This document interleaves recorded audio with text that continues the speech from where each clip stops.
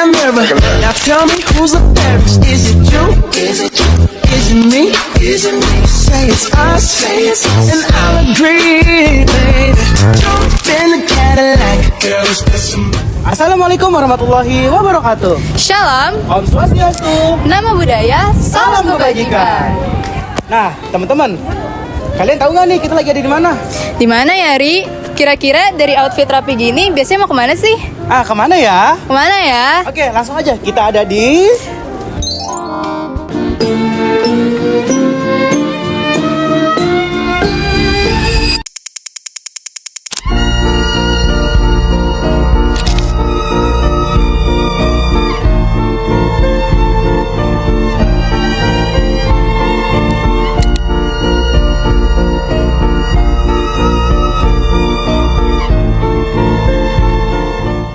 Halo teman-teman semua, kita kenalan dulu yuk sama HKBP Menteng. Nah sebelumnya ada yang udah tahu belum HKBP Menteng itu ada di mana? Nah betul banget, sesuai namanya HKBP Menteng itu berlokasi di Menteng, Jakarta Pusat. Letaknya yang strategis menjadikan gereja ini tidak hanya sebagai rumah ibadah, tapi juga pusat pertemuan jemaat Kristen yang datang dari berbagai latar belakang, khususnya masyarakat Batak. Nah teman-teman, tahu nggak sih fun fact-nya gereja ini telah berdiri selama 70 tahun lamanya.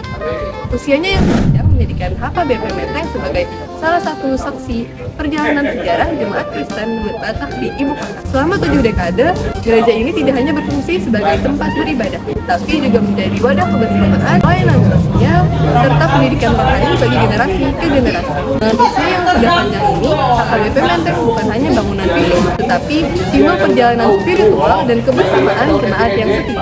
Begitu aja, ikutin terus ya.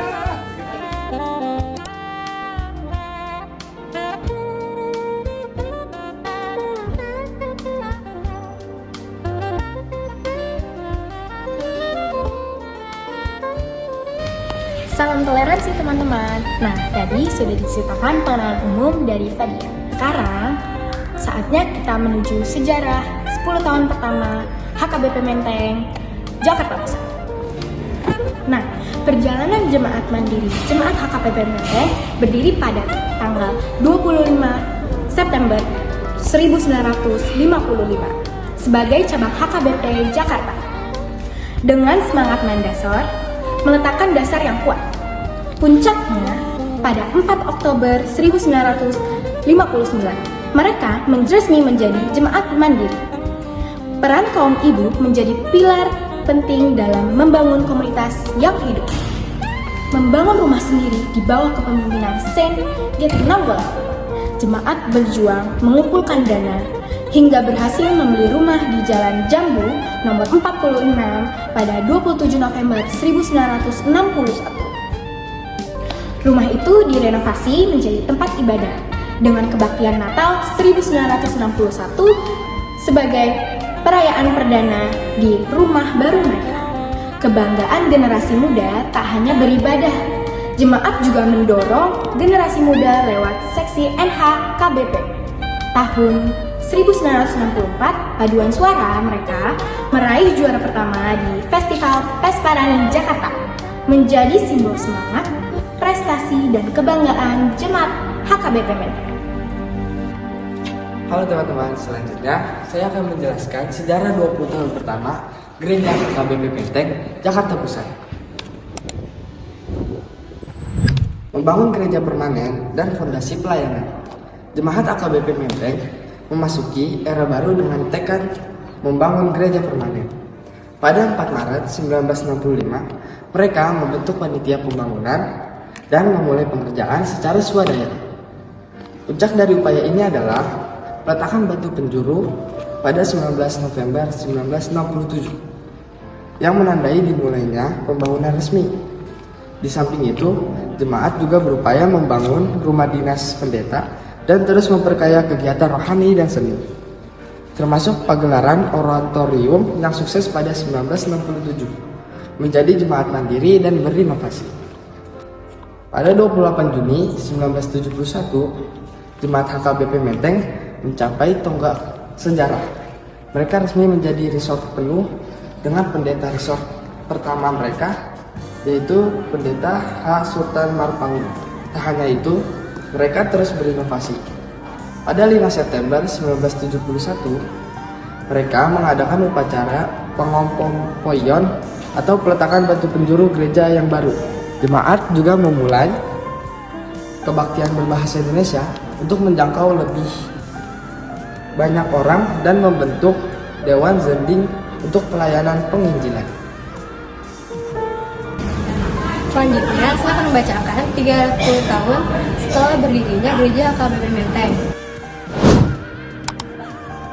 Pada pertengahan 1970-an, Jemaat AKBP Menteng Jalan Jambu memasuki masa pertumbuhan baru.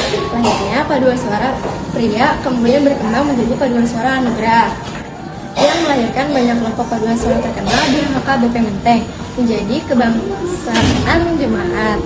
Kaum perempuan melalui seksi perempuan juga berperan besar menjadi aktif dalam pelayanan sosial, kesehatan, pendidikan, dan juga memperjuangkan kesejahteraan. Sebelumnya, pada 1976, AKBP mulai mengizinkan perempuan diangkat menjadi siswa di bidang kesehatan, jemaat pendidikan, poliklinik, dan rumah sakit bersalin Kasih Abadi yang memberikan pelayanan gratis bagi masyarakat sekitar. Namun pelayanan ini juga diwarnai pergumulan. Muncullah gerakan persekutuan doa singkat menimbulkan perbedaan pandangan di dalam jemaat. Selanjutnya saya akan menjelaskan 40 tahun setelah HKBP Menteng didirikan. Selama 25 tahun dari 1955 sampai 1980 tidak bisa dilepas dari peran para pendeta di Pembentukan. Salah satunya adalah pendeta PWT Simanjuntak. Beliau ditempatkan di sana sekaligus dari Universitas HKBP Nomensen. Meskipun pelayanan di jemaat tersebut tidak lama, karirnya terus menanjak. Ia menjadi pra-SS di Distrik Jawa, Kalimantan, melanjutkan studi doktoral di Jerman, dan akhirnya menjabat sebagai pengurus HKBP dan pada periode 1992 dan 1998 sebelum pensiunnya. Selain pendeta PWT Simanjuntak, pendeta di Parbatukan lainnya pada masa itu adalah PMP Simanungkalit, Kasaimbang, dan El Manurung. Nah, terakhir saya akan menjelaskan setelah 50 tahun berdirinya HKBP Menteng. Pada akhir bulan September 1980, HKBP Menteng di Jalan Jambu mengadakan pesta jubilem yang ke-25 untuk merayakan 20 tahun pelayanan jamaat sejak tahun 1955 hingga 1980. Acara ini berlangsung dengan meriah, masuk dengan kegiatan gerak jalan. Perayaan ini dihadiri oleh Menteri Agama Irjen Alamsyah Ratu Perwira Negara yang memberikan sambutan. Untuk memperingati momen ini diterbitkan buku kenang-kenangan yang ditulis. Nah teman-teman, sekarang kita udah sampai di ruangan apa, Marsha? Jadi ini adalah ruang konsistori. Apa sih ruang konsistori itu? Jadi ruang konsistori adalah ruang di mana para pendeta dan para petugas ibadah mempersiapkan dirinya sebelum ibadah dimulai. Tepat di sebelah ruangan konsistor ada sebuah tangga untuk menuju ke lantai 2, 3, dan 4. Sekarang kita sedang ke lantai 2. Di lantai 2 ada ruangan ibadah untuk kelas kecil. Sesuai dengan namanya, ruang kelas kecil adalah ruang ibadah untuk anak-anak di umur 4 sampai 6 tahun. Ruangan ini diberi nama ruangan Galilea. Nah, sekarang kita menuju ke lantai 3. Di lantai 3 ada ruangan ibadah lagi, teman-teman. Ruangan ibadah ini khusus untuk ruangan ibadah batita.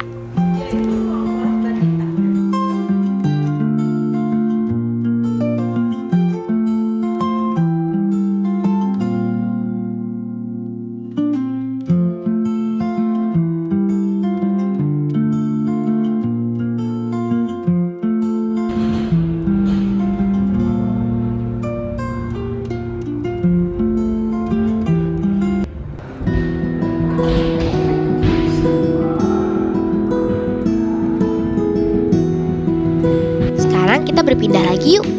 Di lantai paling atas itu ada ruangan lagi, teman-teman. Ruangannya khusus untuk remaja.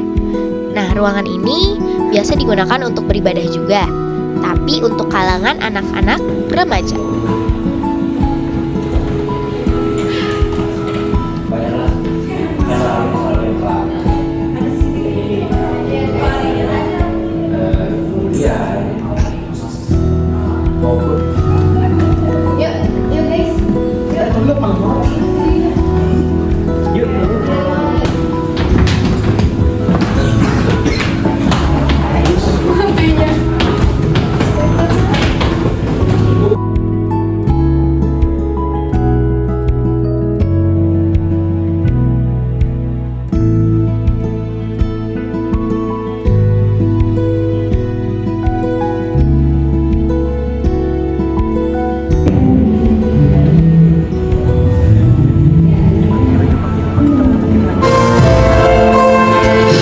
Teman-teman, sekarang kita berada di gedung utama.